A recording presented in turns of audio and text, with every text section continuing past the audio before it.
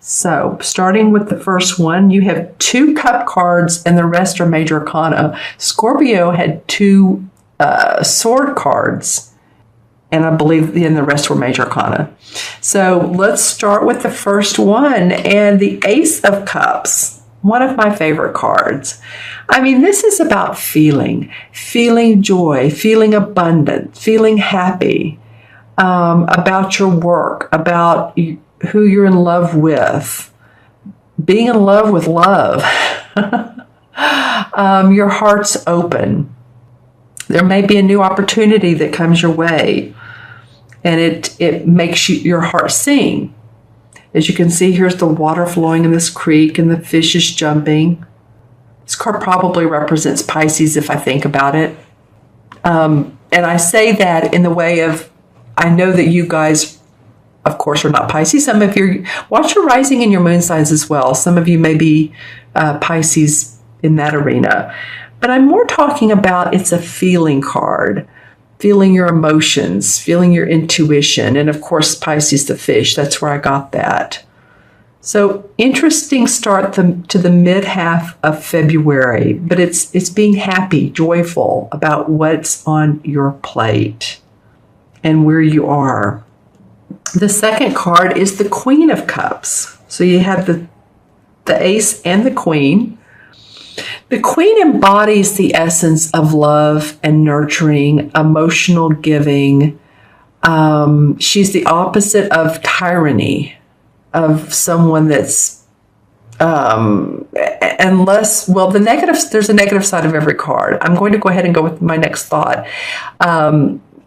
She beautifies, unless she overindulges in, say, the emotions of life, which could be the addictive part of life, which could be, of course, food, drink, over shopping, overdoing anything, is, well, you know what? I'm looking at the card below. So that's really interesting that this has come up as I'm talking about it, because this is what's known as the devil card in traditional tarot. Okay. So that was interesting. I said that I didn't even look at these cards and examine them before I started the video. I just thought, well, I'll go ahead and talk about them. But that came up. So that would be the negative side of her, of overindulging in the emotions. And this card is the devil. So it's about being bound to the human parts of life, staying in a job too long, where, you're maybe making okay money, but you're not happy any longer. It can mean that. It can be being restless where you are, but you're tied to the money. You're tied to the because you're tied to the spending. And again, tied to what doesn't serve you, whether it's too much food or drink, like I said earlier. So that's interesting that came up. But she's surrounded by this ace, and so I'm feeling like this is a water sign, obviously, Scorpio, Pisces, or Cancer. It hit me really, some of you are going to say, no, it's Pisces or it's Scorpio. But when I said Cancer, it felt like, wow, this is a Cancer woman. Well, and it has the crab in here too. Interesting. So we have a lot of water and emotions going on at the beginning of your month. And she normally, like I said, exemplifies and exuberates great emotion. She's loving, giving, nurturing. She's one that you would want in your corner if you were wanting to express yourself. She's like a psychologist or a therapist. She's warm-hearted. So let me talk about this for a minute, because this is the card below her. And see how he's setting the trap for this bear. It's called nature in this particular deck. He's setting this trap for this bear, and the bear's like right there watching him like, what are you doing? I'm right here. But you're just so bound into what you're doing, and you're not looking around. You're not seeing what else there is. So this is kind of like a caution card from the universe saying, open your mind to what makes you happy, and don't. Oftentimes we feel bound more than we really are. It can be a physical thing. It can be too much chocolate cake, too much pizza with pepperoni or anchovies or whatever you like on your pizza. But it can be the feeling of bound to a relationship, tied to a relationship. And again, it does come below this Queen of Chalices, which is about love. So you all tell me, the people cards are interesting to read. So you all tell me who this Queen of Cups is in your life. Again, Pisces, Scorpio, or Cancer. So you all let me know, because there's joy around her. There's also strength. Another major arcana card, you got the Emperor. In this deck, they call him the Horned God. And his physique is great. He's been out in nature. He knows how to survive. He's an authority figure in what he does. He has his animals around him. He has support. And he leads the way. He leads the pack, doesn't he? A lot of times this card, too, can be someone that's in spirit that was, either alive on this planet, or an archangel, or someone who is in spirit that protects you, that supports you, that guides you. So if you feel like, you have a father or grandfather that's passed over and they're around you some, probably so. Major Arcana card, so you feel protected. It's almost like he's protecting these emotions a little bit too. She doesn't need much protection. She's pretty well, she stands on her own stone. She has her own stone to stand on. It's just one. It's the biggest one. Her cup runneth over with great emotions. And so below this Ace of Cups, which is feeling fun, feeling happy, feeling joyful, feeling emotionally wonderful, is the Star card. Major Arcana card. The Star card is about the sun, the moon, the stars are aligned for you. This is you reaping the rewards of your self-awareness.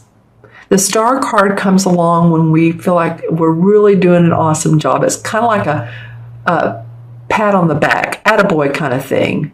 And if no one's doing that for you, then give that to yourself. Create your own attaboy pat, right? Turn on some music that you like. Enjoy where you are, because this is angelically blessed. Here's the beautiful star, and she's in the water with her wonderful wings. She's feeling here we go with water. Lots of emotional ties the second half of February for you all, Sagittarius. And this, again, I've been telling all the signs this, and I may have said this at the beginning of your February, but especially with so many major arcana cards that you all have, that these cards are going to take you all into the spring, into the summer, possibly into the fall. Because these are guided messages of acknowledge your self-awareness, acknowledge your light, acknowledge where you are in your life. Attaboy pat on the back, attagirl pat on the back. Give yourself roses if you didn't get them for Valentine's Day, or whatever flowers that you love, or buy a flower. An acknowledgement of you and who you are. I talked about this card. It's interesting that it's in the mist, but life is not perfect, is it? So, if I ever draw 6 cards and they're all wonderful cards, well, it's like, that's not real life. Life is not perfect. And so I oftentimes like to see a little bit of a cautionary, or, what else can you take a look at that you may be able to do different kind of thing. And that's what this card is about. Because your last card is the Sun card, your 4th major arcana. And the Sun comes out after there has been rain and storms and thunderstorms and volcanic ashes and tidal waves, and everything finally clears. And after we've done a hard day's work, it's been a hard day's night. For any of you Beatle fans, excuse me, I have a little bit of a cold on top of everything. So thank you for listening to me. But you can see how the sunlight is on the thatched roof and the sunflowers, and it feels very warm and cozy. The wagon is down because there has been a lot of work to be done, and it was done. The harvest was sown. And so this card comes out to you saying, again, job well done. There's light at the end of hard work. You've earned it. You've earned every bit of it. So, fly into the sun. Shed your bright light that you have here and here. And these two. I'm going to look at how they diagonal and how they work together. So the sun and the emperor are touching each other. The sun is below the emperor. So it's to give you more strength. These two women get my attention, her and her. They both have long hair. This one's a little bit reddish blonde, and this is blonde. Doesn't make any difference. It's just that they remind me of each other. Their faces are drawn alike.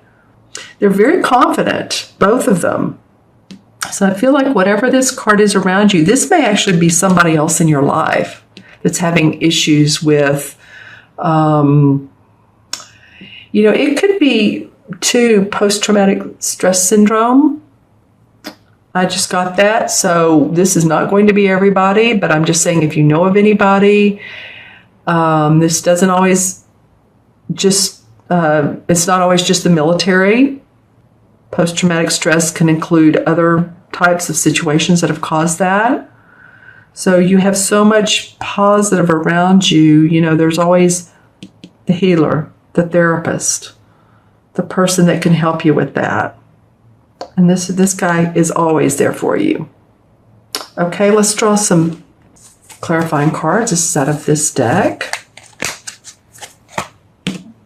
5 of Cups, another cup card. All right. Well, 5 of Cups is paying attention to spilt milk. It's like the, Who Done Me Wrong song. Crying over spilt milk. Again, looking at what's gone wrong in the past and not paying attention to what you do have. And, it may have been that some of you all have experienced that a little bit. Why didn't it work out? Well, I think you'll see good reasons why maybe the relationship didn't work out, or the business venture, or the client, and you don't have to cry about that anymore. The Ace of Pentacles comes up. So you have 2 ace cards, the Ace of Cups and the Ace of Pentacles. So possibly new news of business ideas. You feeling real inspired about a business opportunity that comes your way, or someone talks to you about a new idea that they want you to come in on and be part of. That's awesome, Sagittarius. And then the Knight of Pentacles. Okay, well, this is a Capricorn, Virgo, or Taurus. And these two kind of remind me of each other. They're different decks. But they both have that warrior type of look, right? I mean, this guy is like a warrior. He has his horns on. This guy has his horns on. So it could be a couple things. This guy could be maybe he was a earth sign, if he's a spirit that's crossed over and was human, or it could be that, this Knight of Pentacles comes in and he embodies the father figure. He's ready to take on new experiences that involve manifesting, take new roads to making money. He's in his prime. Why not? And then the Queen of Cups. Well, that's where I'm going to stop pulling the cards, not because it's not good. It is good. She's come up twice now. She came up in this deck. This is her in this Greenwich Tarot deck. That's what this looks like on the other side. And with the other one, this deck. Hanson Roberts. So this queen is very important to you all. She's, or can be. It feels like she's either a person, Scorpio, Pisces, or Cancer, Sun, Moon, or Rising, or she embodies the essence of the nurturing, loving, warm mother self. So it's like you have the mother and the father right here. Interesting. So, yeah. I'm going to go with that. Interesting. All right, Sagittarius, I'm going to add these up now. So 1, 2, because all the court cards are 1, 2, 4, 6, and 17 is what, 23? 23 and 15 is 38. And 19, what is 38, 19? Okay, so is that 47? No, 57. 38 plus 19 is 57, yeah. Okay, so 5 and 7 is 12. And 1 and 2 is 3, so we're really having to deduce, aren't we? But that's okay, because 3 is about hope, optimism, cheerfulness, creativity. Again, 3s are expressive. This could be about you all expressing yourself, your expression coming out, your authentic you, wanting to speak who you are, right?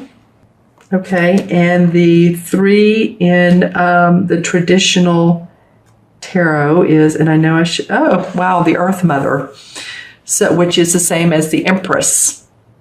You have some feminine energy in your spread this 2 weeks. I will say, Sagittarius. Well, you have some masculine too. You do have masculine, but you also have both.